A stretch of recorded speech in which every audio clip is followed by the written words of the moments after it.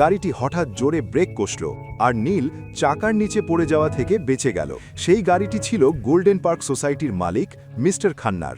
সবাই তাকে real estate king বলে ডাকত। সমস্ত বড় বড় বিল্ডিং আর সোসাইটি তিনিই বানিয়েছিলেন।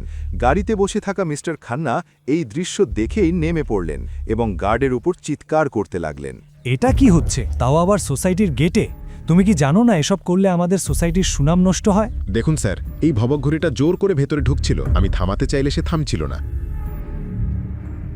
নীল স্যার, আপনি আমাকে ক্ষমা করে দিন স্যার। আমি আপনাকে চিনতে পারিনি। যদি জানতাম এটা আপনি, আমি নিজেই আপনাকে রিসিভ করতে আসতাম স্যার। বোকা, তুমি জানো উনি কে? তুমি স্যারের সামনে আমার সম্মান নষ্ট করে দিয়েছো। আমি তোমাকে এই চাকরি থেকে বরখাস্ত করছি। এতে ওর দোষ নেই। আমার অবস্থা এমন যে কেউ আমাকে ভিখারি ভাববে। কিন্তু স্যার, আপনি এই অবস্থায় 4 বছর আগে যখন আপনার সঙ্গে দেখা হয়েছিল তখন আপনি একেবারে অন্যরকম ছিলেন।